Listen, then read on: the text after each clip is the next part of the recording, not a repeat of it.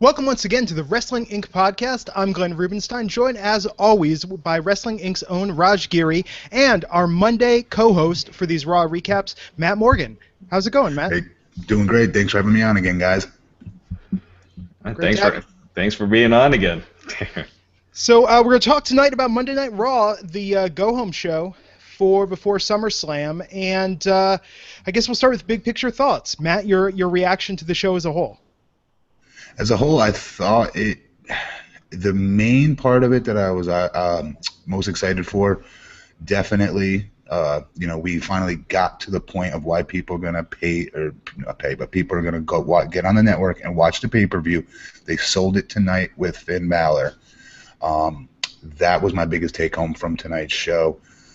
Brock's stuff was entertaining. Had a huge pop when Heath Slater came out, but nonetheless, it dragged on very long, and we'll get into that, I'm sure. But the take home from it, in my opinion, was the Finn Balor delivery finally. Yeah, Raj, what'd you think? Yeah, I thought they did what they did to build their top three matches with Roman and Rusev, which is weird that they had a pay-per-view quality match, before the pay-per-view, but. Overall, I thought it was much better than last week, and it did its job in promoting the top matches at SummerSlam. Although the show did drag, in my opinion. Yeah, definitely. I know we talk about this week after week, especially compared to SmackDown, but you really feel that third hour. That's really where it gets you. So let's just start running down the matches throughout the night and the opening segment, of course, which had Roman and Rusev setting up what was going to be the main event of the evening. Of course, there was that beginning intro with Seth looking for the Demon King, which recurred throughout the night. We'll get to that. But let's talk about the setup of Roman and Rusev really building the U.S. title match for SummerSlam in the main event for Lana's honor. Not another new title, but just the honor of Rusev's wife. That's what they're going to fight over. And what did you think of that sort of setup for this escalating feud between them, Raj? I kind of thought that this would be a build-up to, something where they just start fighting and the match never takes place, because why have a match before the pay-per-view? And they've done this before, but, I think it was to give Rusev a win, which means he's probably losing at SummerSlam this Sunday. Yeah. Matt, what'd you think? That's usually the way. That's usually the biggest arrow. You're right. Showing the cards a little. But we'll see. As far as the match setup goes, I thought they did a good job of doing what you should be doing when you're trying to get a babyface over and trying to get him sympathy. So by having Rusev eat him alive during the heat, I had no problem with that. I thought it was great. You could tell that when they came back from commercial that Rusev still thought they were black for a moment and trying to get the crowd to guarantee to pop by, some cheap Russia, Bulgaria heat, with the crowd. Not sure if he knew they were back yet. That's not something that they do on TV. That's usually some house show type stuff to get some good heat. But nonetheless, the match itself, the way it was orchestrated and set up, was very well done. I just don't like the whole synopsis of it. Raj, the whole fighting for Lana's honor. It's like the only guy in America that can get over by making fun of somebody like Lana is The Rock. Okay. He's the modern day Arthur Fonzarelli. Okay, he can get over saying and making fun of anybody because he's hilarious. Roman is not. Okay, but wait, so Matt, nothing he says bad against Lana, people are gonna pop for it. They're not going to. And now you have this big Bulgarian Russian, hang on, fighting for her honor at that. It's so ass backwards. Well, the light bulb that just went off in my head, Matt, there that I couldn't wait to say. So, you dropped the Fonzie reference. Let's talk cousins. I mean, does that make Roman Chachi, the Chachi of the WWE? That was too easy. Very good. Yeah. Sorry, just set that one up for me. I will say this though. The one thing with the Stephanie McMahon segment, when she was out, is, she was. I thought a little burial was coming where she would dress Rusev down, and he stood his ground against her and didn't back down. So I thought that was good. Finally she didn't get one up on someone you're pushing as a top level heel. So in this feud, the angle is it that Roman is just kind of being a jerk and saying like that. I mean, really, I mean that's that's the reason he came out. They've got this heat for whatever reason. Roman thinks he doesn't deserve the U.S. title. I don't know, but it's kind of weird to me. I mean, this is the most heelish he's been. I mean, is this a full heel turn coming, even though the crowd embraces him like a face in some live shows?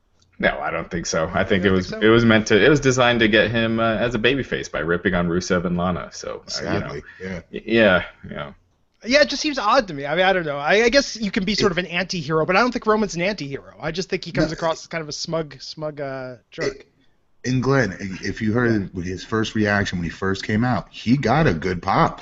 It was starting off well, and then he went toward that Lana heat. It does not work. Making fun of a dude's wife is not babyface material. I get it's we're in 2016. You can be funny, witty about somebody's wife and make cracks, especially when she's a heel. But sorry, the fans chant her name in random matches when they're bored because they think she's gorgeous. Yeah. It's just not the right tree to bark up, in my opinion, for any babyface other than Rock.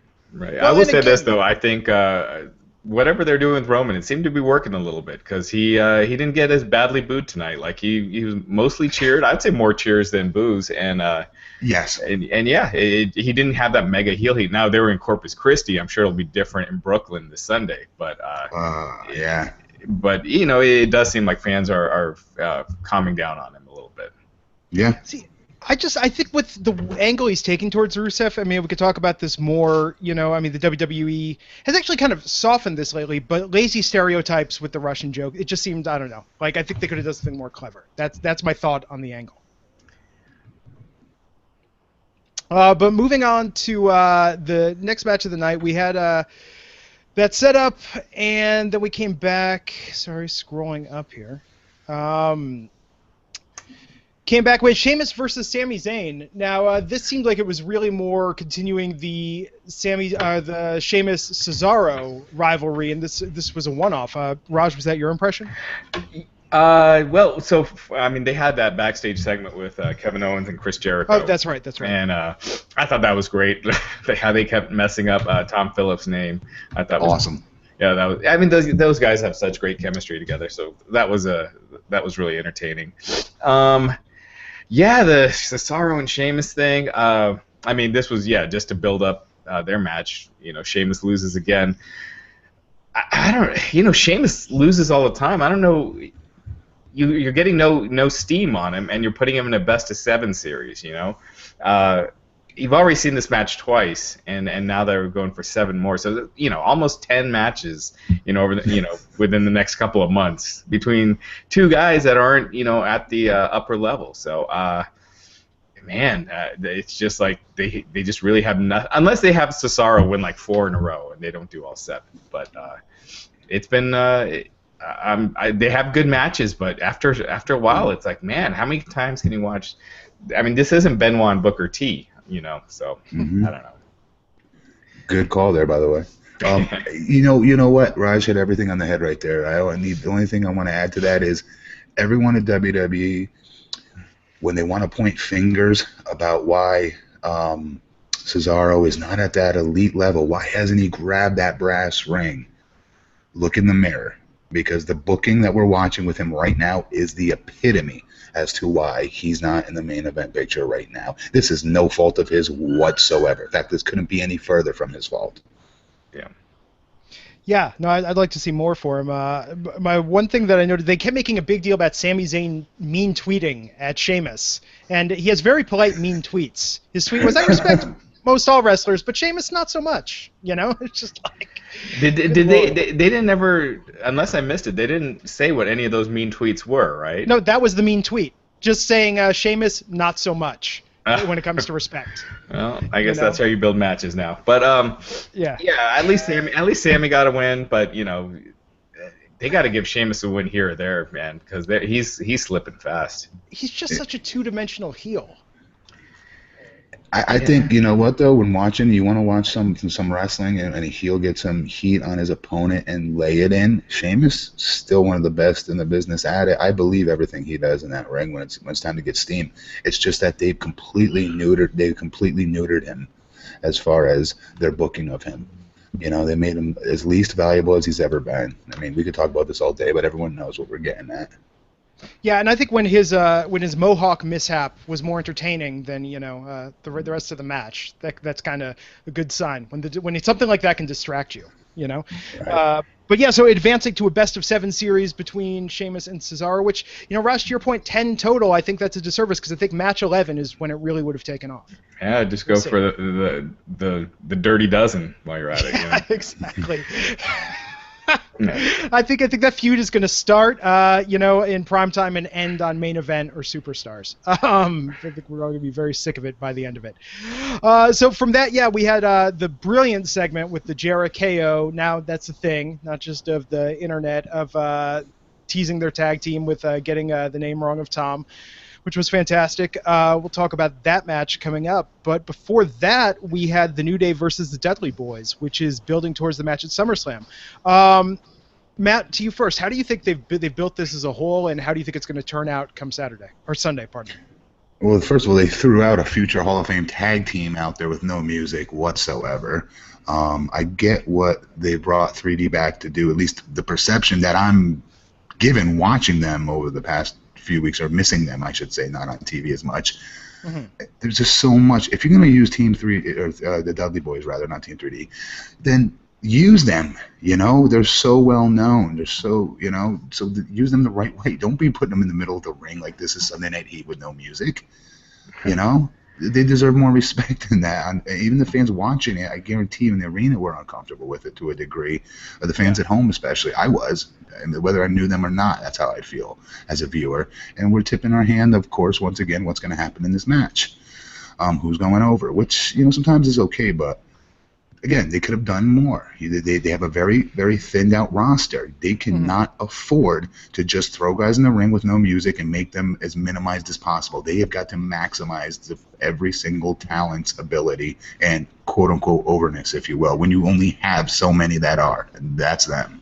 Yeah, and it was heavily bookended by the club segments before and after, building towards that match at SummerSlam. So yeah, the Dudleys were an afterthought in this. Raj, what did you think? Yeah, it's there's too much value in the Dudleys to be treating them like that. And especially with such a thin roster and what those guys bring to the table. I don't know if they're teasing a breakup, because it was Devon accidentally hitting Bubba Ray, and I think they did that same finish last week or a couple weeks ago. But yeah, I think there's just too much value, and you can use them for a lot of things to build new talent. They still have good matches, so it just seems like you're hurting yourself by doing that, by treating the Dudleys like that. But it was to get the New Day over. It was a short match, and yeah, I thought I like the stuff that Doc Gallows and Carl Anderson are doing. I think their delivery is just great, and so I've been entertained by them. Yeah, no, I mean that definitely overshadowed the match. I think with the Dudleys, it's diminishing their credibility at this point. I think they're almost to the level of the Golden Truth in terms of how they're being booked. Is just veteran enhancement talent at this point. Well, the Golden Truth, they get an entrance. Yeah, that is true. Well, come on, the entrance that's half of the Golden Truth's appeal right there, is that entrance with the song, So we went from that, coming up, Nia Jax back once again, another squash match versus Rachel Levy. What did you think of this in particular, Matt, just of this match, this idea she was passed out and Nia just kept going, that she's that destructive and dominant of a force? A little bit. Yeah, the same, but a little different. They're the same guys of being the indestructible monster again, but in a little bit of a different way tonight. I love the push off the top rope, something very simple, but one hellacious bump that girl took. I love the girl's her confidence in her promo. They gave her a ridiculous paragraph, I guarantee you, that was about this big on the Monday Night Raw feed sheet that they give the talents like that to memorize word for word. And they have them rehearse it all day long because they're nervous because this isn't one of their talents that's about to speak on a live mic, no less. And I thought her confidence in her promos is something that stuck out to me. I was impressed with the little girl. I thought she looked different. I thought she was different. I'm not going to say Mickie James-esque, but her forearms that she did throw did remind me a little of Mickey's. That little Spitfire that can throw down. I'm not talking about Jax here because we know what that was. Okay, so that's why I'm talking about her opponent finally, because it was a little different. It did stick out to me a little bit. The thing I didn't like about that was that that's the same thing they do with Braun Strowman. So it looked like they just subbed Nia Jax out for Braun Strowman. With interviewing the person before the match, and but I thought she did a really good promo out there. Her first time on national TV, kind of a little Bayley-ish, I thought. With her positive attitude promo. We're talking about the Dudleys not getting promo. I mean an entrance. I think Nia Jax would be much more effective without an entrance. Because her entrance, man, it's so bad. That song. They're still feeling it out. You can tell. Yeah, it just seems so unnatural. Like it just does not fit, and it's just odd. And I have to say, when we did that road trip last week into those house shows, we had a mix of wrestling themes we listened to the entire way there and back, and the Nia Jax theme is perhaps the most tedious. Certainly in my top 5 most tedious wrestling themes after that mix.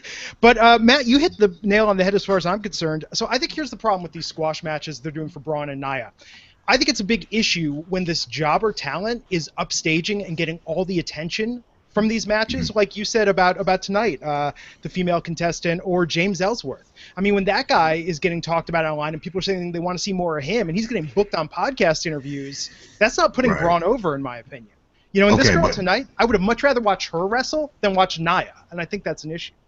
Without getting into too much, because I know we're short on time, is that look, the job we always when I was still wrestling, you guys, you internet wrestling pundits, you guys were always so concerned about someone like myself being in the ring with a jobber that nobody cared about. Let us care about this guy a little bit before Matt Morgan tears his head off. What the hell? It's just another typical big man squash match.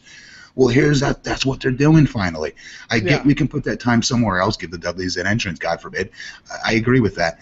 But again, they're trying to do their due diligence by making us care about their opponent somewhat. To a degree at least. At least they're trying that. And I disagree.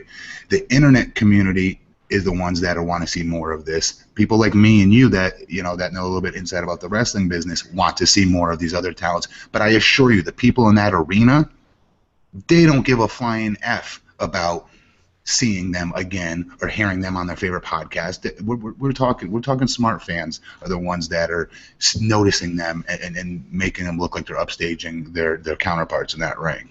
I don't think the general fan gives a crap. Exactly. I agree with Matt on that. And it's not like James Ellsworth is, setting the internet on fire since that match. It's like a small cult thing where he's getting... Go to Squared Circle on Reddit. You would think, he's probably the third most over wrestler right now. Yeah.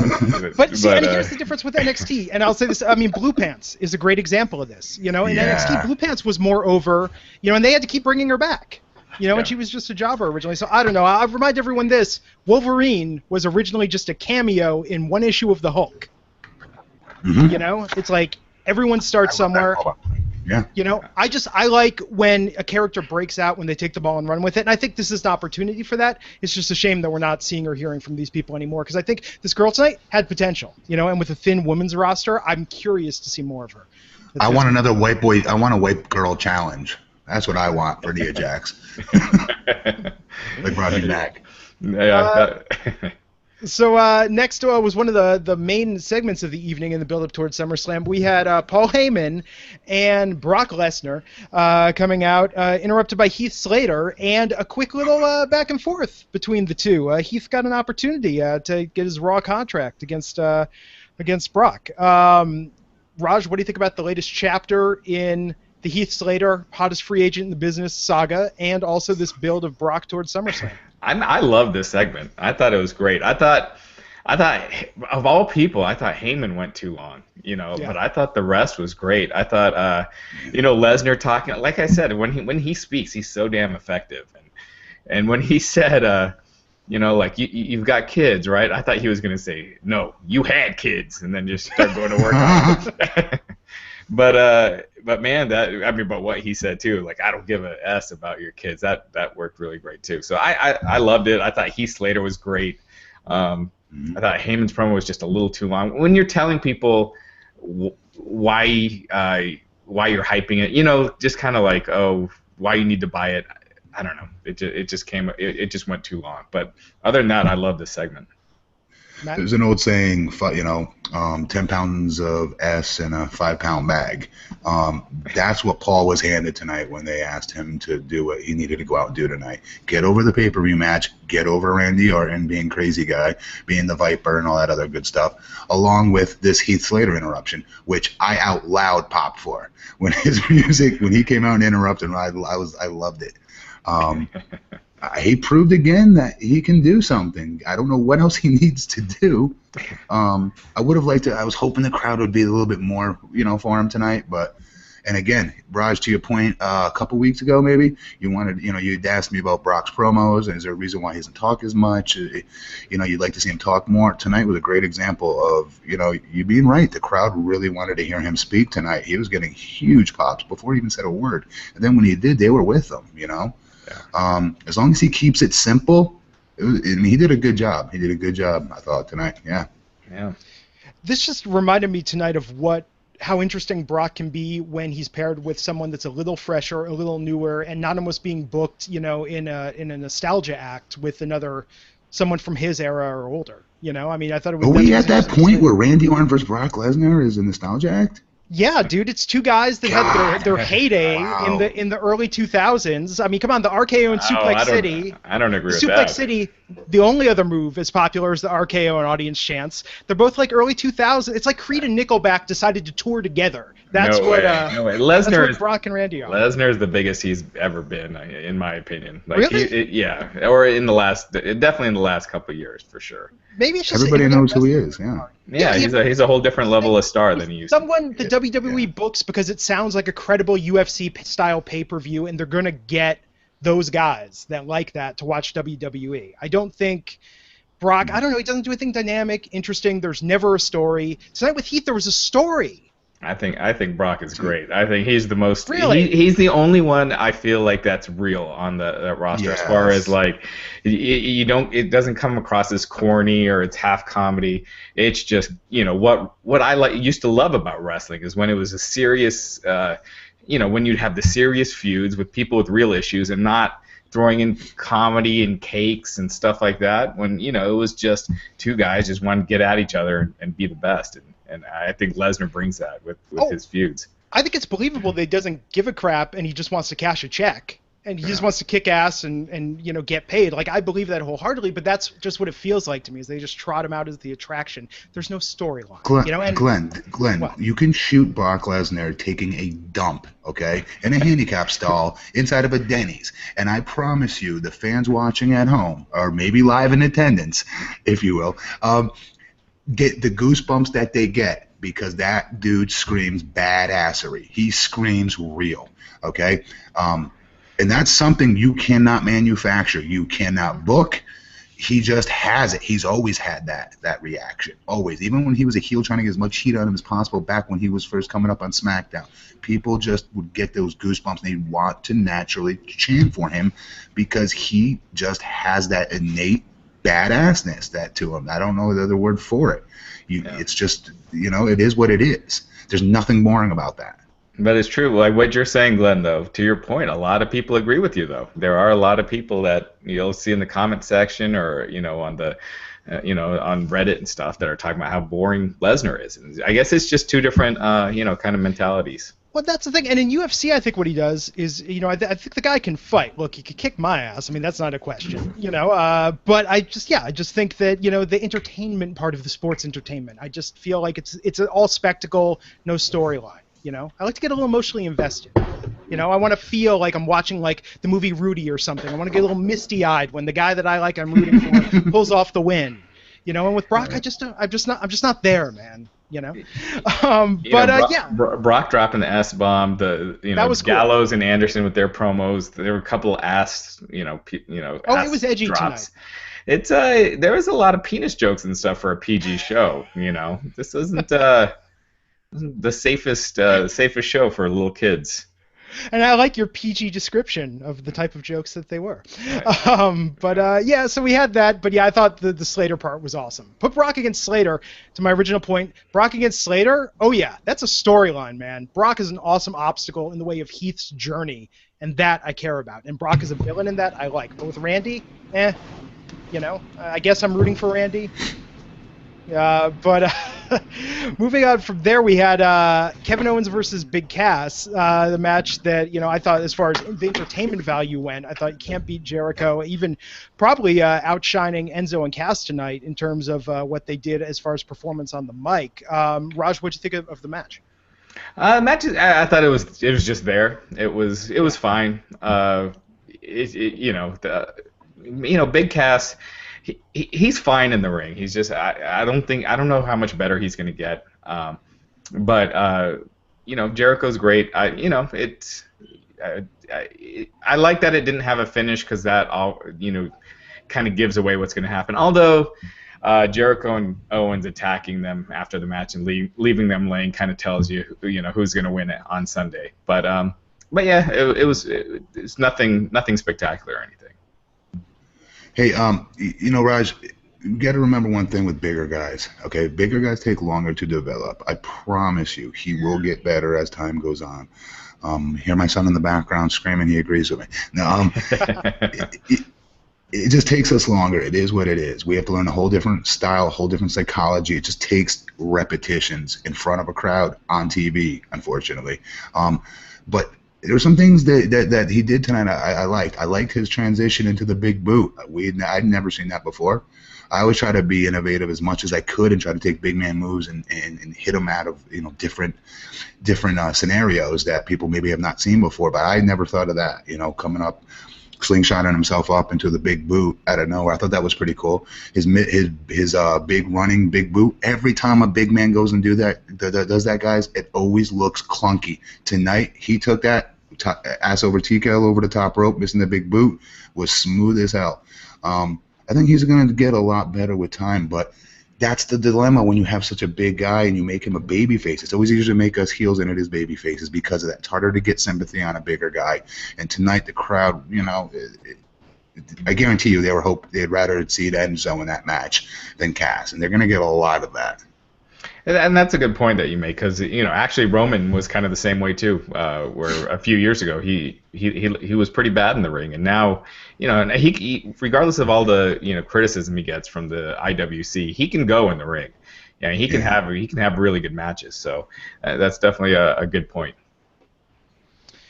I think Sunday, to me it seems pretty obvious that Enzo and Cass are going to win this one. That's the feeling, especially tonight with the attack afterwards.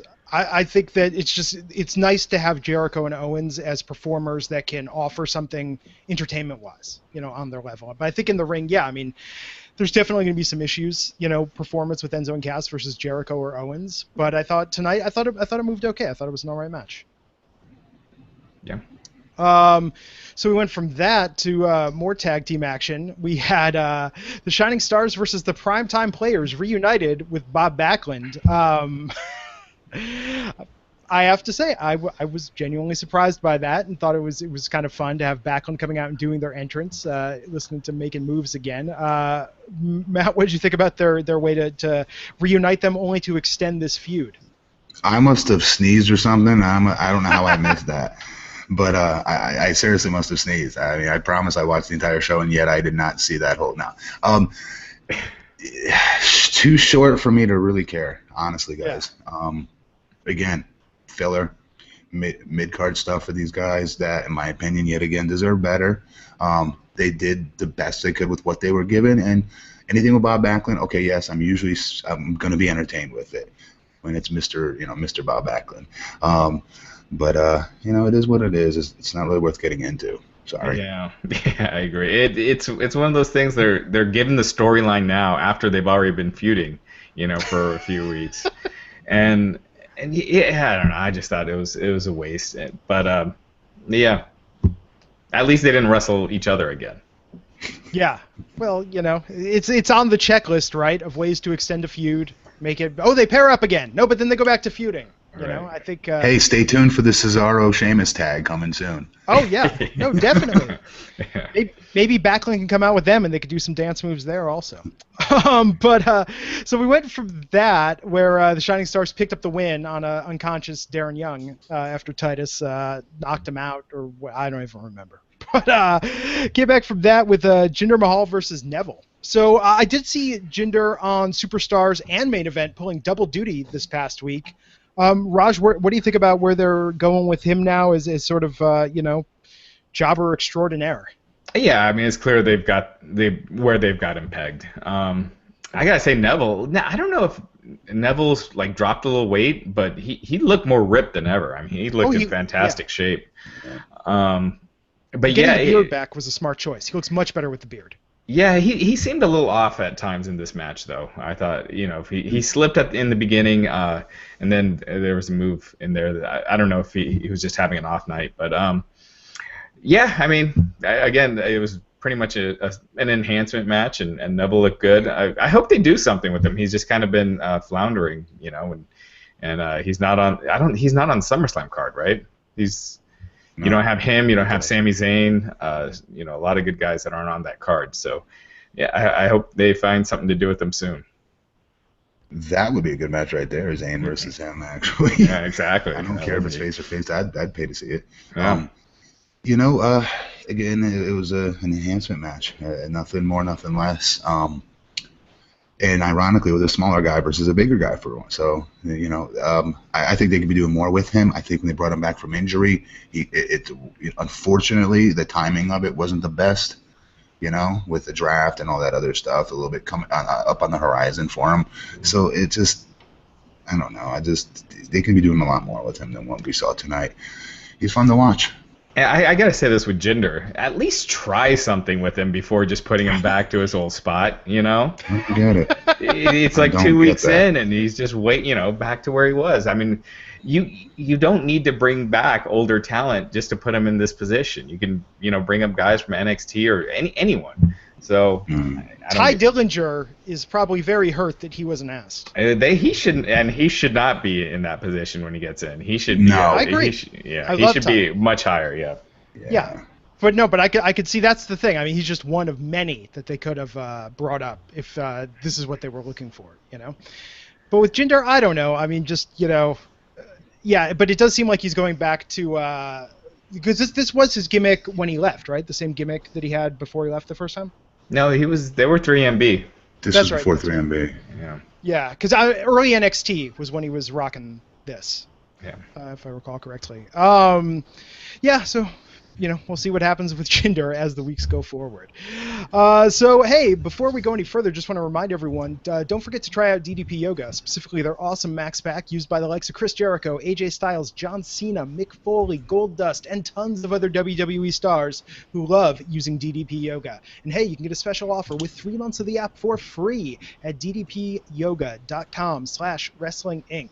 Also, The Resurrection of Jake the Snake, now available on iTunes, Google Play, PlayStation, Amazon, and Vudu. So make sure to check that out and tweet DDP Yoga. Let them know that we sent you. You can also see the film on Blu-ray, DVD, and Netflix. And as always, be sure to check out Trendy Butler, a fantastic clothing service that does all the work for you. You select a style profile, and Trendy Butler has a stylist hand-picked clothes that cater to you. Even better, for only $65, you get over $150 in designer clothes. Make sure you use the code Wrestling10 when you sign up, and you get another $10 off. Again, that's trendybutler.com, and you can follow them on Twitter at TrendyButler. So we had what's perhaps the most controversial segment of the evening after this, which was Seth's in-ring promo calling out the Demon King. I think if you took a drink every time he said Demon King during this episode, you'd be in the ER right now. But Raj, just to do a little housekeeping here and bring people up to speed, do you want to tell people what happened with a fan running into the ring mid-promo? Oh, yeah. I mean, a fan just charged. It always seems to happen to Seth Rollins, but a fan charged the ring while he was doing his promo. Cameraman did a good job of keeping away from him. And I think Michael Cole tried to cover it by saying Seth Rollins was rattled when really he was watching, security eject this fan. Idiot fan it's like I think Steve Austin was talking about it. Like back in the day, you did that kind of stuff, you'd pay for it. But yeah, I gotta say, 3 weeks in, Universal Championship is still not, that doesn't roll off the tongue. It still sounds awkward. A lot of mixed thoughts online about debuting the Demon King. I hope they find something else, because I keep thinking Demon Kane whenever I say it. I just want to call him like the Goblin King at this point. It just sounds so hokey. Like the Demon worked so well. Yeah, just the Demon. But I thought it was good that they showed it, because it builds interest in him, and which in turn builds interest in the match, because there's a lot of people that don't know who he is, and have probably been underwhelmed over how this build has been the past couple of weeks. So I actually liked it. I thought it was good that they brought the gimmick out. It was a preview for everyone. It made him look like a bigger star. So I agreed with it. Bottom line, it sold tickets tonight. By bringing, I would have waited until SummerSlam. I would have thought that would have been my opinion on it. But seeing the reaction he got tonight, they couldn't afford another fart in church with bringing him out there to a mild reaction based on how they booked that segment again with him. They needed to do something bigger with him, and that's definitely something bigger. There wasn't, a fan in that arena that didn't have goosebumps, I guarantee it. And he was definitely finally put up there on that main event, ta-da, center stage type, appearance finally. And the perception is reality, and I think tonight people got that main event perception out of him finally. I love watching his entrance. To me, it does not get old. I was worried though, once it came on Raw, would the fans be patient enough with how long of an entrance that is? How would that work with the time constraints of the show, versus a much more lax NXT booked show, or timed show, I should say. So I just hope they could keep it up with him with this, and I love his entrance, love his character. Even his movements in the ring, if you guys were watching, are different when he's in this Demon persona. It does sound like Demon Kane. It is annoying. They need to stop saying Demon King. I'm wondering if there's obviously some sort of copyright infringement that they cannot say because Demon from Kiss or something along those lines. There has to be a reason they're annoyingly saying Demon King and not just Demon. They say Demon Prince. Demon Prince still sounds cool. It pays a little wink to his old name, Prince Devitt. But yeah, I agree. That's got to go. But yeah, I agree. I thought this segment worked. See, I was paying attention specifically to the audience during his entrance, and it seemed like only about maybe 15% of the people there were doing the arm things with him, during the moments. And I think a lot of people. Are you high? Are you high? Did you say 15 as in 1-5? 15, and there were a lot of people that were standing around just kind of like looking confused. You are bananas. I'll go back. Okay, we're gonna figure this out. Someone's gonna go through and freeze frame this, and we're gonna go to the tape on this. I'm telling you, see, I love Finn Balor. Look, I think Finn Balor is awesome. Quit hating on his entrance. No, I'm joking. People tell me I look like a fat Finn Balor, and I take that as a compliment. Person said that once, and I was like, well, that's kind of nice at least. I mean, there are worse people you say you look like a fat version of, right? But no, look, I love Finn Balor. Next time somebody says that to you, I mean dead serious. You tell them, come see me. So I tell them I agree. There you go. No, I'm telling you, I love Finn, so that's my disclaimer for this. But I'm telling you, if you don't know what it is, like some moments it looks really cool, and some moments it looks like some weird stuff from The Lion King on Broadway. Like it's everything is in how you frame it, man. And I'm telling you, there's some people there in the audience that just looked puzzled. I think if they would have kept the lights down, it would have done them some more favors with it. Yeah, but not just that. It is the first time that he's doing it on the main roster. So people it's going to take time for it to absolutely. Catch. Yeah. Absolutely, but I'm saying at SummerSlam, look, they're going to have a Smarky Smark and the Funky Bunch audience Sunday at SummerSlam. Why not do it there so everyone at home could see how massively over he is and how huge and popular he is, as opposed to doing it from an audience where some of them get it and some of them just don't know. See, Glenn, I thought they're still going to lose their mind on Sunday regardless. Oh, definitely. I'm just talking about how they're building Balor for the long term and building interest, which was the idea. But I mean, that was my real thought. I like the wrestling between. I love his new body paint, the writing all over his wall, all over his body. That's badass. And this contrast with the match that followed it up, where we had Golden Truth versus the Club. But it seems weird to me to put out a guy in makeup that you want to be taken as this main contender force for the WWE Universal title and follow him up with a guy in makeup who is a comedy act. I think that did a little bit of a disservice on some level to have Goldust in the match immediately after this. Yeah, I mean, they do that all the time, where they follow a main event segment up with, you know. Yeah. But I'm just saying the makeup part, you know, because with Finn, again, I could see where some people might think they might not get it. That's all I'm saying. Yeah. But speaking of that, though, the Club versus Golden Truth. What's up with that? Raj, thoughts? Yeah. I guess this is another one where not really. I think that they're not called the Club anymore. They stopped using that term with them, right? I don't think they said that once.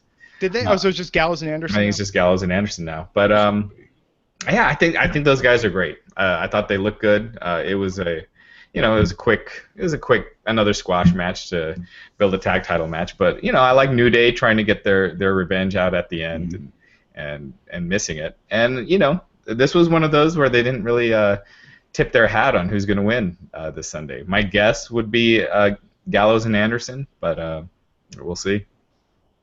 Who do you think should win, Matt, with that? Who should win? Yeah. Definitely Gallows and Anderson should win. If we're talking what's best for their best for booking. New Day is off and running right now as far as if all they care about is marketing and T-shirt sales and things like that, then nothing's going to happen to New Day with a championship belt or without a championship belt in that regard, in my opinion. So why not put the belts on those two guys and let them start building some serious steam as just some ass-kicking, mean, SOB heels that they can be, and they can also come out of their stuff that they're doing with their comedy segments and show that straight lace, straight down the middle, I will beat your you-know-what type heat that they have. I think that they take from Japan over to here. Absolutely, and I think plus they got the built-in excuse, right, that Big E's not with them, so Big E's out of action, so Perfect. That gives them so you could build a return match with Big E back, and yeah, I think it mixes it up, so I'd go for a title change too. Yeah. You don't think Big E's going to run out at SummerSlam? That's originally what I was thinking, is Big E comes out and costs them the match and they keep it going. But I think it would be more fresh to have New Day drop the titles and then chase him back for it. So Big E's going to run out of SummerSlam and New Day will keep the titles then. That's probably probably. Yeah, probably what's going to happen. No, I love Gallows and Anderson, and I think they're doing something really different, and it just shows where personality goes a long way. I mean, look at the glass ceiling that the Revival has hit on NXT, and I think that's the reason why. It's because Gallows and Anderson, they could be ass kickers, but they could do so much more. With the comedy, I never would have guessed that they were so dynamic as performers and entertainers. Yeah. Go on YouTube, guys. There's so much funny stuff on them. So much stuff that those guys do when they're in Japan. It's hilarious. Yeah, their promos in New Japan were great, and the stuff backstage that they do. I mean, and it was edgy. Like they would let the language fly. Yeah. Yep. Yeah. So we went from that to Charlotte versus Blast from the Past, Alicia Fox, who I can't remember the last time she was on in a match on TV.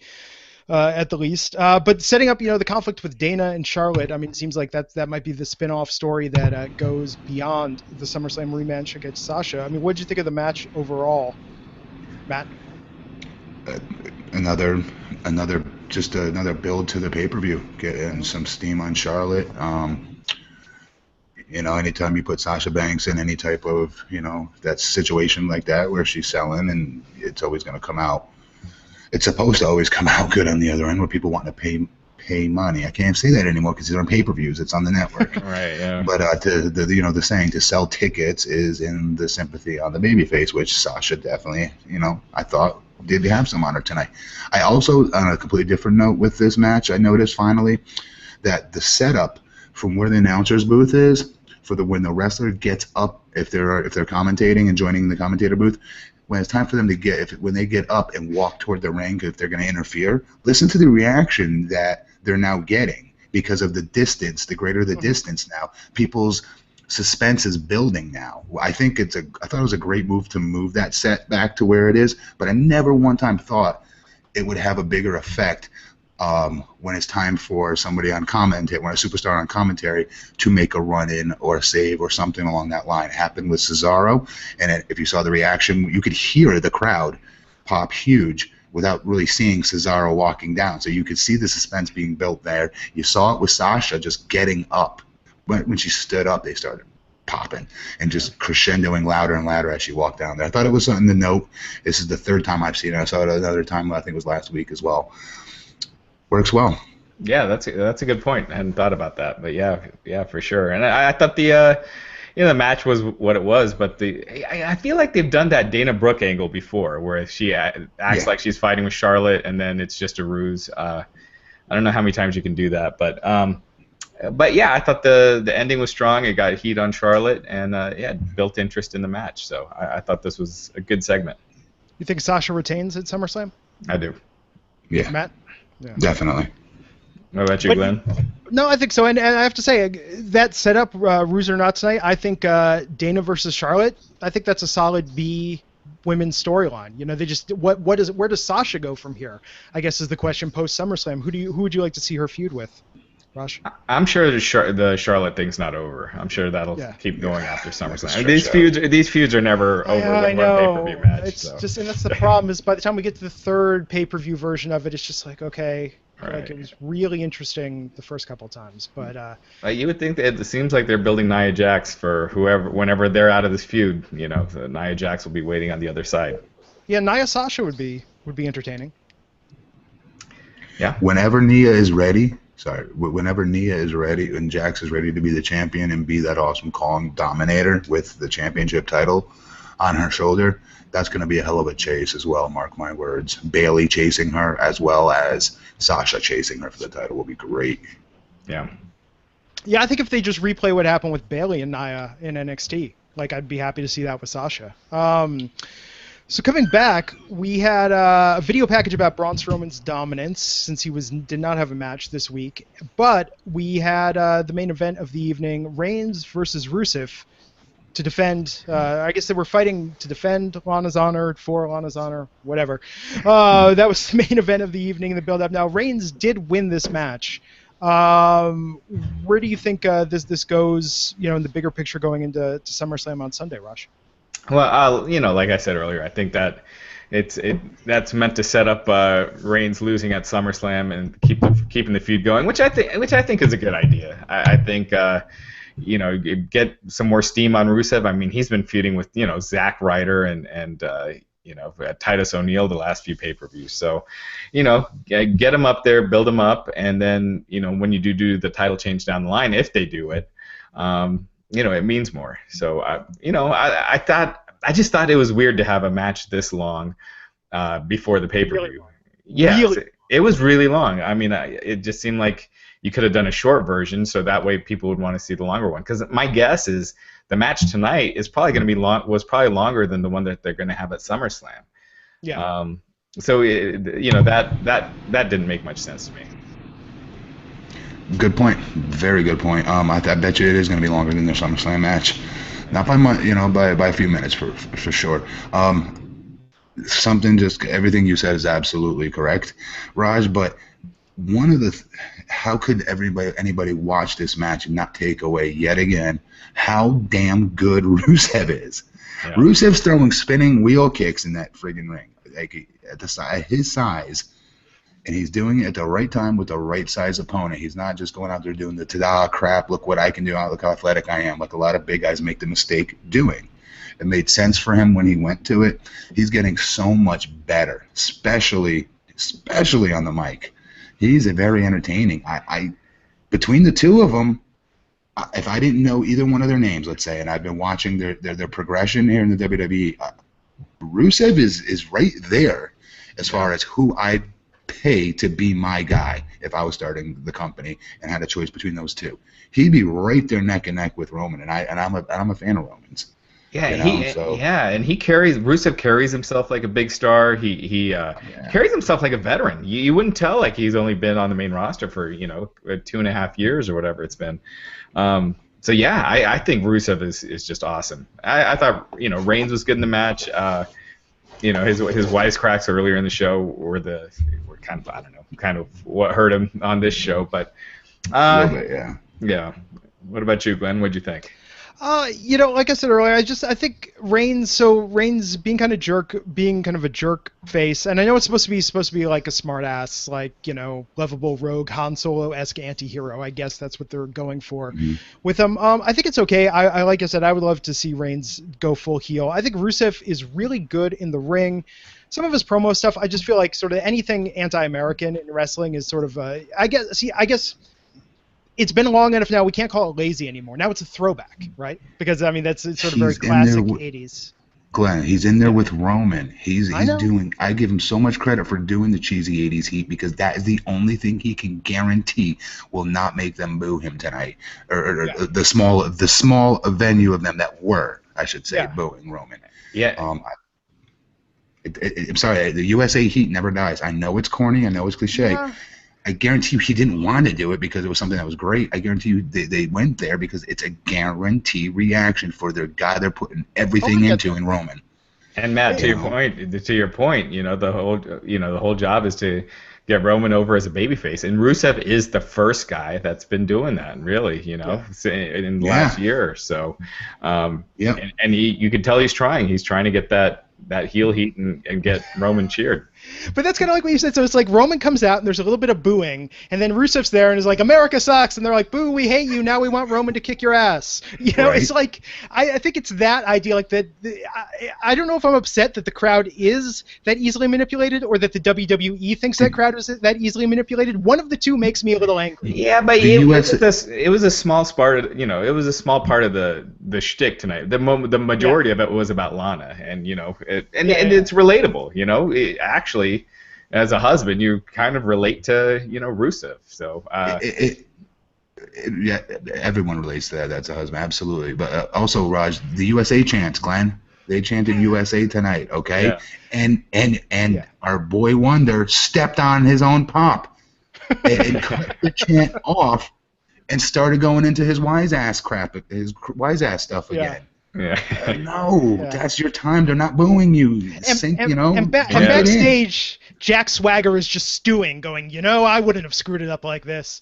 He should have been looking at the crowd, egging them on with the chants. Let it build. Yeah, well, I'm surprised Sunday we'll have Roman come out draped in the flag, and just. Okay, no, I'm not saying go Hacksaw here. No. Don't go Luger. No. The Reigns Express. It reminds me every time I think of that Max Landis Wrestling Isn't Wrestling video when describing everything that was cheesy and wrong about wrestling before the Attitude Era, where I'm from Russia, and it's just like it's such. It's like the same thing like with Jinder Mahal. How many more episodes till they do something that's a little uncomfortable, with it? It's just because it's just lazy. That's all. That's all I'm saying. But I get your points. It's just me being an internet wrestling nerd. So let's move on. With the time we have left, since we sort of blew through this episode of Raw, Damien Sandow came to TNA Impact Wrestling this past week. Did you guys watch it? What did you think? Matt, I'll go to you first. You probably have a little, personal insight into the Impact Wrestling world. I caught it online. Here's the thing. I don't like the name they came up with for him. Aaron Rex. But again, I've been wrong so many other times with guys' names and monikers that in my head I'm like, that doesn't work. That doesn't pass the name test. He's so good. I don't really think it's gonna matter. You could have called him anything. I loved his promo. I loved his demeanor. It felt different than a lot of the times that they bring in ex-WWE superstars. I think he's perfect for that company, and I think he's gonna become I think we're gonna see a lot of entertaining stuff out of him because he's finally let loose and he's super creative. I worked with him in OVW for 2 or 3 years before I got called up to SmackDown, and he's so good. He's so good. You don't understand. People were comparing him to Edge when he was first in OVW. He had long black hair. He was built just like Edge too, 6'5", long and lanky, and he's good. I think he's a great pickup for them. Yeah, I think the only problem I had was that them throwing him at the end of the Lashley match, him coming down. I thought his promo was great, but he just got there. He had been a job guy in WWE for a long time. Don't put him in the world title picture right off the bat. Build to it. But that was a problem when I was there that I didn't like either. They'd bring in a lot of people in like that were, maybe not main event acts, but then all of a sudden in TNA, the next day, they're a main event, act. When I had to work my way up that roster when I came in, I wish they would do that with a lot of talents. Right, yeah. You would see that. Yeah, you see that all the time at TNA. You got if they're somewhat of a star in WWE and over with the fans online, then yeah, they'd get put in that main event spot right away. I wanted to ask you too, Matt. You were in TNA for a long time. What are your thoughts on Billy Corgan? Obviously a lot of stuff going on behind the scenes. Billy Corgan had been investing in TNA. We don't know exactly where he's at with that right now. But now he's TNA President. Dixie Carter moving on to a chairman role. What were your thoughts on that? I think, hey, if Dixie, agreed to this, obviously it's what's best for TNA. She eats, sleep, drinks TNA, okay? Like nobody's business. Not on the McMahon level of craziness, insaneness, 24 hours a day type thing, but right there, she bleeds that company. So for her to make that move is obviously good. But me, my interactions with Billy over the years, great guy, super smart, super creative, wants to change the world. So you've got somebody with fresh new ideas who is relentless in his pursuit, in my opinion, of making the much needed changes that I think we'll start seeing on Impact. He's super creative. I know that seems a little, vague, but a lot of people throw that out there. He really is super creative. Jim Cornette had nothing but praise about Billy Corgan. That's how I met him when I was first at TNA. Billy came backstage just to visit and watch the show because he's such a fan. He loves wrestling, loves it. And, we were walking away from him, and Jimmy's like, that guy needs to work in the business. He loves, you don't even understand how creative he is, man. He's super intelligent, has so much passion for this business. And when Jimmy says something like that, it sticks, Do you think TNA is where do you think they are as far as where they can go, what their potential is? Do you think someone can step in and turn it around, or do you think there's a low ceiling, like I think a lot of fans kind of believe? Yeah. At this point, it really depends on the whole deal with TV. TV is power. The network is power. Where you're located on, clicking through the channels is power. So I can only speak from what I know, which is the creative end of it and the wrestling end of it. I think they're both ticking in the right direction. We saw the Hardy fiasco that went on a few weeks back. I shouldn't call it fiasco. It was awesome. Something new, something fresh for them to try. Whether people want to say, oh, they bid it from, that other wrestling show, so be it. It was something new that they're trying. That's the idea here. They're not scared to try something new. And that's something that was for a long time needing to happen with TNA. Not WWE light, but something new and fresh. Let's try some new things. Throw some stuff against the wall. So be it. People don't like it. Oh, well. We'll try some more things. They're going to like something. Like that Matt Hardy character. Like Billy Corgan stepping in right now. And I guarantee you the locker room is elated about it. I'm almost positive about it. And it will lead to positive change. He's very creative, I'm telling you. And maybe his hookups in his entertainment community help bring it to a different level that it hasn't been in. That's going to be a step by step, very slow build, I'm sure. I'm not going to say it's going to happen tomorrow with a brand new Spike deal and Hulk Hogan's showing up and we're doing a 1.4. No. But nonetheless, in the right direction is all we can ask for.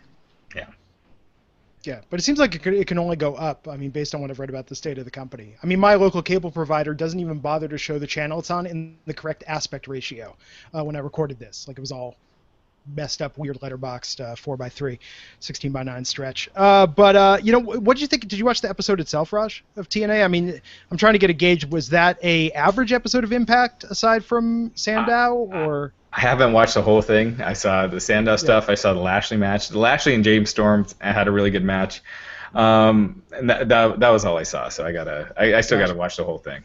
But I thought Sandow. We watched the opening segment here with EC3 and stuff. I have to say Sandow, we fast forwarded to that after it, and it just blew that away. So I think Sandow definitely is being very dynamic. It's smart to put him on camera as much as possible in the company. EC3, another stud of mine. I love EC3 on the mic. He's entertaining as hell, and he's good in the ring. People want to watch a good show. I have no reason to plug him. I don't work there, but people want to watch good in bell to bell, rope to rope action. TNA is putting on a lot of good matches lately, and I think people would want to watch it, give them a chance instead of just hating for the sake of hating. Yeah. Well, I think Sandow's a step in the right direction. And I proclaimed, well, to no one, but I did say it out loud when he was released from the WWE, wherever he goes, I will start watching that wrestling. So there you I'm go. going to have to start following Impact now. But cool. So what else happened this week? Anything else wrapping this up as we head towards SummerSlam? I think that's about it. It's going to be a busy week, so be checking out the site constantly. Yeah. I put up 555 on bench press. Are you serious? Yeah, but I didn't expect that big of a pop. Wow, thank you. Well, thank you, Raj. You shouldn't have had a flatter 7-footer. Thank you. Man, that's awesome. I'm trying to hit 200. So, man, that's amazing to me. Nice. Congrats. Cool. Well, thanks everyone for tuning in. Appreciate you checking out the podcast. If you like it, be sure to subscribe on iTunes. And of course, we're back Wednesdays, 12 noon Eastern, 9 a.m. Pacific for our SmackDown Live recap show. This Wednesday, we'll be talking about the SmackDown go home before SummerSlam this weekend. And yeah, stay tuned to Wrestling Inc. Check it out. We got a TakeOver coming up, SummerSlam on Sunday. And of course, post SummerSlam, come here for the post SummerSlam podcast. It will be Raj, Matt Morgan, Vince Russo here talking about it. So check it out. Bro. What time's that going to be? Yeah. Right after SummerSlam. So whenever they decide to end it. Whenever they said to end, man, between the pre-show, between that, so many hours of wrestling Sunday. I'm actually kind of relieved I don't have to do the podcast because it's going to be a long day. It is going to be a long day. Cool, everybody. Well, we'll see you back here on Wednesday. In the meantime, thanks for checking us out. You can find all our handles on Twitter. Feel free to tweet at us. Feel free to give me as much hate as you want for disagreeing with Raj and Matt and thinking Brock Lesnar. What do I know? I just don't think he's entertaining. Yeah, tweet at us, and yeah, we'll see you back here on Wednesday for the next edition of the Wrestling Inc. podcast. Thanks, everyone.